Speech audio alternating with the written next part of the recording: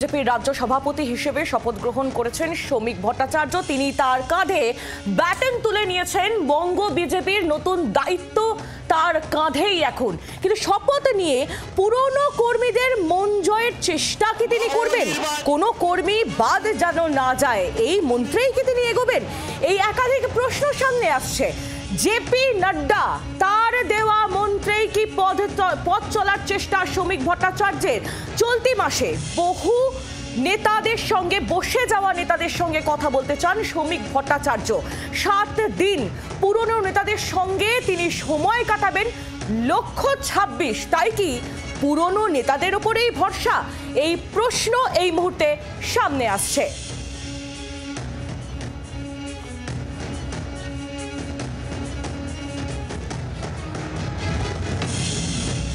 শ্রমিক ভট্টাচার্য তিনি কোন মন্ত্রে এগিয়ে নিয়ে যাবেন বঙ্গের পদ্ম শিবিরের দায়িত্ব? তার কাঁধেই এখন পুরো দায়িত্ব, একেবারে নতুন দায়িত্ব তিনি পেয়েছেন গতকালই। একেবারে ঢাক ঢোল বাজিয়ে এই দায়িত্ব তার কাঁধে তুলে দেওয়া হয়েছে। আর এরপর তিনি কোন পথে এগোবেন, বঙ্গ বিজেপিকে নিয়ে যাবেন কোন পথে, সেটাই এখন দেখার। কমলাক্ষ ভট্টাচার্য আমাদের প্রতিনিধি রয়েছেন আমাদের সঙ্গে এই মুহূর্তে সরাসরি। কমলাক্ষর কাছ থেকে ব্যাপারটা বুঝে নেওয়ার চেষ্টা করব। কমলাক্ষ, জেপি নাড্ডা ঠিক কোন মন্ত্র দিয়েছেন শ্রমিক ভট্টাচার্যকে?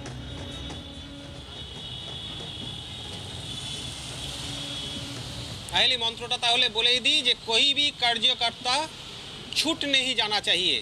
এই মন্ত্রেই আগামী দিনে বঙ্গ বিজেপি এগোবে এবং এগোবেন শ্রমিক ভট্টাচার্য। তার কারণ এই মন্ত্র কিন্তু দিয়েছেন জেপি নাড্ডা সরাসরি শ্রমিক ভট্টাচার্যকে। এবং এই মন্ত্র পেয়েই কিন্তু শ্রমিক ভট্টাচার্যের গত কয়েকদিন আমরা যদি দেখি তাহলে অত্যন্ত গোপনে এই সভাপতি নির্বাচনের বেশ কয়েকদিন আগে থেকেই তিনি কিন্তু জেলায় জেলায় বিভিন্ন কার্যকর্তা, অর্থাৎ বিজেপির পুরনো কর্মী যারা রয়েছেন, যারা নিষ্ক্রিয়, যারা বিভাগী, যারা ক্ষুব্ধ বিক্ষুব্ধ, যে সমস্ত কর্মীরা কার্যত বসে গিয়েছেন, সেই সমস্ত কর্মী এবং নেতাদের বাড়ি বাড়ি গিয়ে গৃহ সংকল্প যে বিজেপির অভিযান, যে কর্মসূচি, সেই কর্মসূচি কিন্তু তিনি একাকী করছিলেন গোপনে সভাপতি হওয়ার আগে থেকেই। এবং তিনি খুব স্পষ্ট করেই সেই ইঙ্গিতই দিয়েছেন যে আগামী 7 দিন কিন্তু ঠিক একই রকমভাবে এই বসে যাওয়া কর্মীদের সঙ্গে অত্যন্ত নিবিড়ভাবে তাদের বাড়িতে গিয়ে বিশেষ সময় কাটিয়ে তাদের সঙ্গে কথা বলে তাদের মান অভিমান বোঝার চেষ্টা করবে আগামী দিনের বিজেপি। এটাই হচ্ছে কিন্তু বিজেপির আগামী দিনে, অর্থাৎ 26-এর নির্বাচনের আগে অত্যন্ত গুরুত্বপূর্ণ স্ট্র্যাটেজি, যে স্ট্র্যাটেজি তৈরি করে দিয়েছেন একেবারে স্বয়ং এখনো পর্যন্ত বিজেপির যে ন্যাশনাল প্রেসিডেন্ট জেপি নাড্ডা, তিনি তার সেই কথা যে কোনো রকম কোনো কার্যকর্তা বা কর্মীকে কিন্তু ছাড়া যাবে না, অর্থাৎ প্রত্যেকের সঙ্গে কথা বলতে হবে। কেন তারা অভিমানী হয়ে আছেন, কোথায় তাদের ক্ষোভ, তাদের কি বক্তব্য, সমস্ত কিছু জানতে হবে। এবং সেই জেনেই বিজেপি নতুনভাবে রিশাফেল করা বা বিজেপি নতুনভাবে তৈরি করার একটা প্রক্রিয়া কিন্তু তৈরি করতে হবে শ্রমিক ভট্টাচার্যকে। সেই নির্দেশ নাড্ডার কাছ থেকে তিনি পেয়েছেন এবং সেই অনুসারেই কিন্তু সভাপতি নির্বাচিত হওয়ার আগে থেকেই কাজটা শুরু করে দিয়েছিলেন শ্রমিক ভট্টাচার্য। আগামী দিনেও ঠিক একই কর্মসূচি তিনি রাখছেন। আহেলি, একেবারে কমলাক্ষ, তুমি আমাদের সঙ্গে থাকো। আর এই বঙ্গ বিজেপির দায়িত্ব কাঁধে তুলে নেওয়ার পর, ব্যাটন কাঁধে তুলে নেওয়ার পর কাপ্তান শ্রমিক ভট্টাচার্য একেবারে এক্সক্লুসিভলি 24 ঘন্টাকে কি জানিয়েছিলেন শোনাবো আপনাদের। সুকান্ত মজুমদার, এমনকি শুভেন্দু অধিকারী আপনার গলাতেও শোনা গেল আদি এবং নব্যের লড়াই, আদি এবং নব্যের যে লড়াই বিজেপির অন্দরে, সেটা কিভাবে আপনি সামাল দেবেন? নব্যের লড়াই নেই।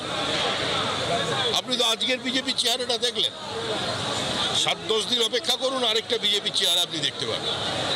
সমস্ত বিজেপি এক আছে, কেউ বসে যায়নি, কেউ অন্য দলে চলে যায়নি।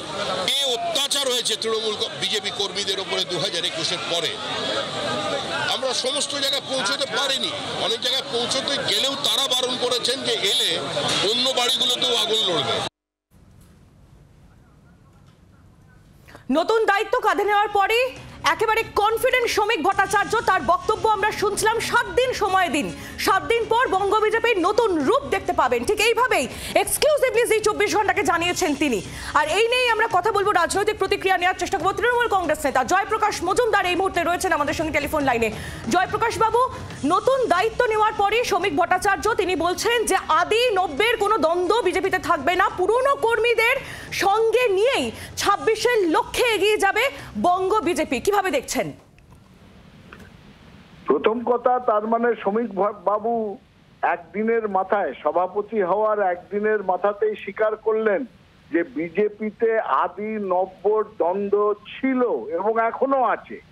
তিনি বলছেন 7 দিন আমাকে সময় দিন, এটাতে আমি একটা ওষুধ দিয়ে এটাকে মিটিয়ে দেব, এই রোগটা সারিয়ে দেব। তো ভালো কথা, তো নিজের দল, একটা দল, তাহলেও একটা কথা তো স্বীকার করেছেন যে আদি নব্বর দ্বন্দ্ব ছিল এবং এখনো আছে। এবার তিনি কিভাবে সেটা দূর করবেন সেটা মানুষ দেখবে।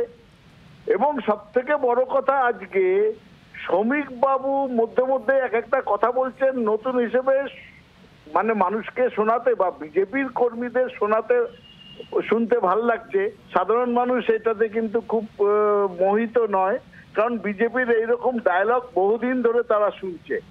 সব থেকে বড় কথা শ্রমিক বাবু যেটা বলেছেন, নিজের দ্বন্দ্ব, নিজের দলের দ্বন্দ্বের কথা বলছেন, আবার উল্টো দিকে সিপিএম কংগ্রেসকে বলছেন পতাকাটা ঘরে আলমারির মাথায় তুলে রাখুন আর আমাদের সঙ্গে চলুন, আমাদের পতাকার নিচে আসুন। এসব ডায়লগ তো শুনলাম। এই ইমপ্র্যাকটিক্যাল, অবাস্তব লিডারশিপ নিয়ে বিজেপি সামনের নির্বাচনে যাচ্ছেন, এটাতেই মানুষের মনে সব থেকে বড় শঙ্কা যে পার্টিটা পশ্চিমবঙ্গে উঠে না যায়। ধন্যবাদ জয়প্রকাশ বাবু। তৃণমূল কংগ্রেস নেতা জয়প্রকাশ মজুমদার ছিলেন আমাদের সঙ্গে টেলিফোন লাইনে।